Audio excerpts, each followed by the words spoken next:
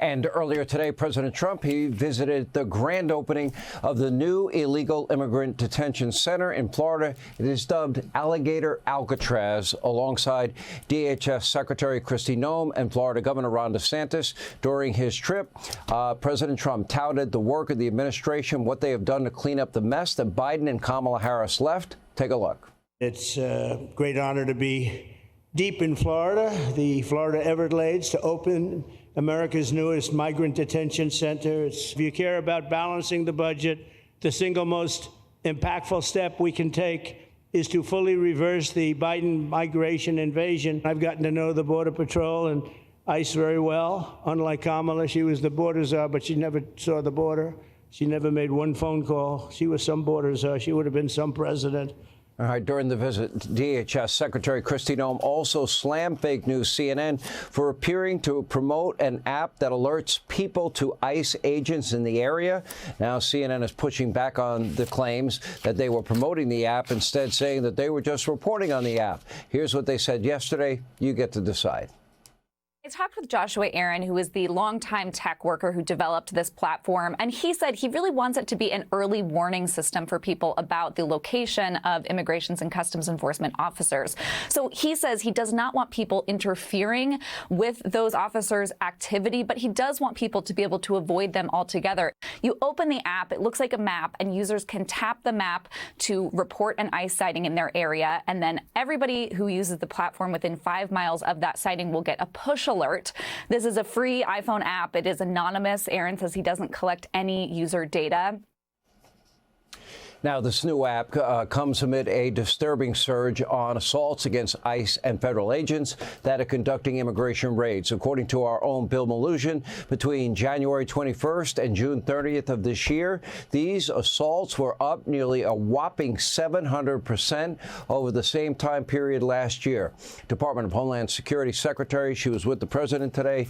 Kristi Noem is with us. Okay, 700% increase against agents, and you've got groups that are, and I had Pam Bondi on about this last night, they are warning people. Are they not aiding and abetting in the law breaking? Are they not responsible for obstructing justice? And she was very open to looking into the criminality of it, or potential criminality of it.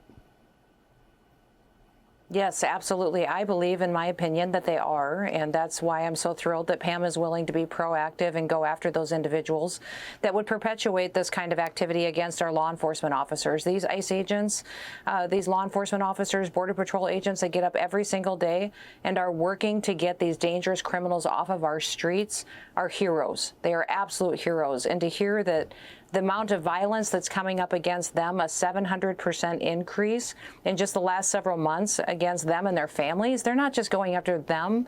They're also doxing their families and threatening their children. And these individuals just love America and believe that the law should apply to everybody. They're doing their jobs that Joe Biden never let them do, and they're protecting their own communities. Remember that many of these law enforcement officers live in these communities. Their children go to those schools. They go to church there. These are their neighbors they're trying to protect. And to have someone like CNN openly describing how to use technology to reveal the activities and the operations that these law enforcement folks are trying to conduct, it's shameful and it could be prosecutable. So I'm glad that Pam is looking into it.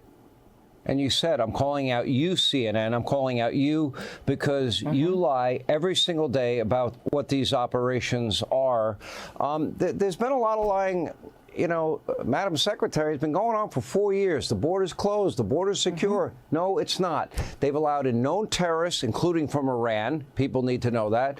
And murderers, rapists, and cartel members, drug dealers, other violent criminals. They've allowed them all in. We don't know the actual number. Somewhere between 12 million, 20 million. How many gotaways? Nobody knows where the terrorists are. How do you find them? It's like finding a needle in a haystack. But you're doing it. Apparently, you have found a lot of people with terror ties in the last 2 weeks. Oh, we absolutely have. In fact, President Trump, since he's been in office, has removed almost 600 known and suspected terrorists, thousands of violent criminals, individuals that are murderers and rapists and drug traffickers, human traffickers. And I talked today about one of the horrific instances of our individuals, our law enforcement officers, having to put hands on individuals that were even cannibals and removing them from our country. These are deranged individuals that other countries released out of their prisons, out of their mental institutions, and sent them to America to roam on our streets and perpetuate violence against our citizens. President Trump is just trying to follow through on what he promised the American people, and that's to get the worst of this worst out of this country so that they can raise their children in safety and apply the law equally to everyone, bring justice back to America, secure our border, but also get these dangerous criminals out. And I'm just so proud of him. This facility down in Florida is what I think should be the model for every single state. Go out there and help us partner to provide an opportunity to detain these individuals, to process them under due process, and get them out of our country as fast as possible. These kind of partnerships can happen everywhere. We just need governors and leaders to step up and do their jobs. The DHS Assistant Secretary for Public Affairs, Tricia McLaughlin, said that you have been able to, since you took over in January, it led to the detention of over 250,000 people. You're averaging nearly 50,000 arrests per month. That's a lot of arrests. But yet it's really just the tip of the iceberg, isn't it? It is, Sean, but what's amazing to me is, so I just got back last week. We went to 4 countries in 3 days. We went to Honduras, Costa Rica, Panama, Guatemala, and all of those presidents that I met with the president of every country and their leaders, and they said, we have our people coming home. Because you have shown that there's consequences now for breaking the law and coming into America illegally, our people are coming home and they're self-deporting and you don't even know about it. We're setting up loans for them to buy houses. We're setting up food assistance and getting them training for jobs. We're giving their children scholarships. We want our people to come home because President Trump has clearly said that he wants people in the United States that have come legally, and they're facilitating all of this. They said, you don't even know about the tens of thousands, hundreds of thousands of people that have left the United States. And so we're collecting all of that data as to the illegal immigrants that have left on their own so that we know truly the number that, and when they leave on their own, they know they've gotten the clear message. They'll have the chance to come back legally. If they wait until we detain them, until we arrest them and deport them ourselves, they'll never get the chance to come back to America. So they're telling their individuals, come back to our country and do it right, and then you may have the chance to go back and work in America and provide for your family if you do it the right way. This is critical for law and order and safety and security. You're all doing a great job. Thank you for your hard work, your dedication. And this big, beautiful bill is going to provide a lot of needed money for you to finish the job. And we wish you all the success.